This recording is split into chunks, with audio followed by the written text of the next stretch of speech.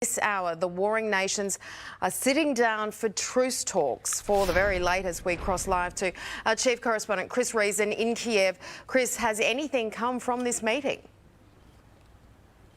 Well, early days at the moment, and it was due to start at 7 a.m. local time, was pushed to 10. I think it only started just before 12, so just on 2.5 hours they've been going now. So we're yet to find out, and given the fact that it took them so long to even agree on a location for this meeting, suggests that we might be waiting some time for any outcome. Look, nobody here is holding any great hopes that there will be a great breakthrough out of these talks. Already Zelensky, the Ukrainian president, has come out saying he's got two demands from the get-go. The first one is for an immediate ceasefire. The second for a withdrawal of all Russian troops. Well, that's not going to happen. We know that. The Russians haven't been publicly sort of saying what they want. They're just sort of euphemistically saying we want an outcome that benefits both sides.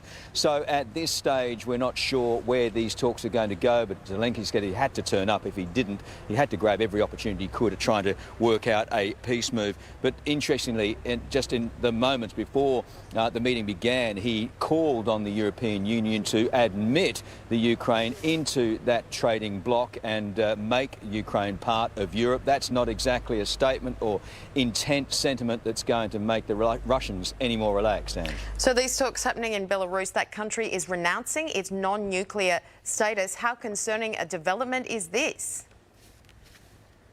Yeah, concerning again. Everything just going the wrong direction on every level with this story. But Belarus, which is the #1 ally of Russia and has been the staging post, the launching pad for a lot of the invasion and military activity over these last 5 days for Russia. Remember, and before it began, they were involved in the pretense of staging military exercises. They are that closely tied together. Well, on Sunday, they decided to, well, they had a constitution which decided, a referendum which decided to change its constitution. 65% voting to throw out its non-nuclear status, and that means that we could see nuclear weapons back into Belarus for the first time since the breakup of the Soviet bloc back in 1991.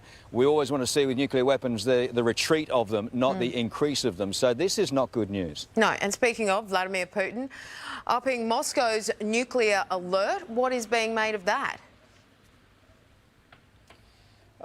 Alarm, concern, terrifying really, to be point blank. No one's expecting him to go and push a red button and launch nuclear missiles on this country, but the fact that he's taken his nuclear deterrent force and put them at combat ready status, all sorts of implications from that. First of all, where does it leave the world sort of nuclear balance right now? Will America do likewise and have to raise its nuclear status? Is there potential for some sort of mistake to be made somewhere within the known powers that have nuclear weapons? You know, there's that sort of very delicate balance of the international community and nuclear warheads around the world. It's not a great development.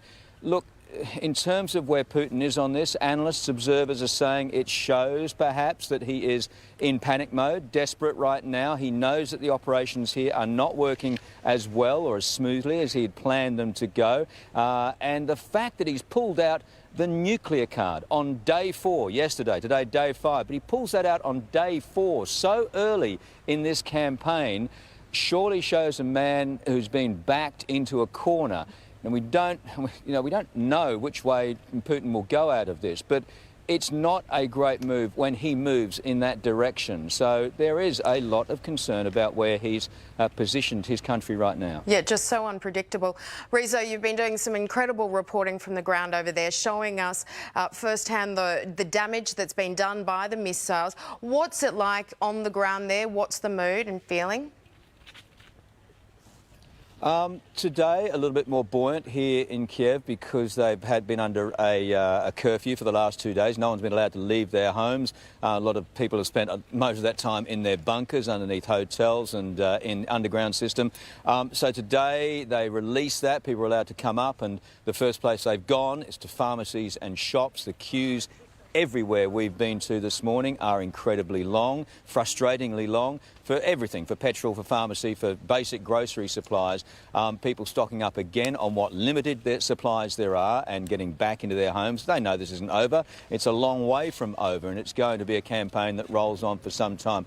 The Russians have this city circled right now, and we know that that push is just going to continue. The noose is around its neck. It's going to start tightening. So, look, a lot of nervous people here. But having said that, the resistance from the Ukrainians has just been remarkable, and so far they've been able to keep them back, push them back, and create this stalemate situation. How long that will last for, though, we do not know. Indeed. OK. Thank you so much. Chris Reason for us. Reporter Jeff Parry joins us now from Lviv. Jeff, it would appear Russia is encountering far more resistance than they would have anticipated. Are Putin's troops making any ground in their fight for major cities outside of Kiev? Yeah, well, it would seem that Vladimir Putin has been disappointed with the progress so far. It's been said that he expected to roll up Kiev within 48 hours, but of course that hasn't happened. Fighting's now into its fifth day. There's a city east of there called Kharkiv. That yesterday was the focus of most of the military attention. Some very, very savage street fighting, tanks moving into the city and trying to take control of it. The Ukrainians still have that control. South of Kiev, there is a 4-kilometre column of tanks and troops that are on the move. Obviously, this seems to be a preparation to try and crack the city, but certainly the resistance in there was certainly, you would think, not expected by Vladimir Putin. So we're a few days into this war. Has the sentiment on the ground where you are in Lviv changed? Yes, it has. They're much more responsive now to air raid sirens. Of course, when you're seeing what's happening to your countrymen to the east of here, it makes you a lot more aware of the situation and what could befall you. So, and people are moving from here. They're leaving here. They believe that eventually, once Mr. Putin is done with cities like Kyiv and Kharkiv and some of the others in between here, he will make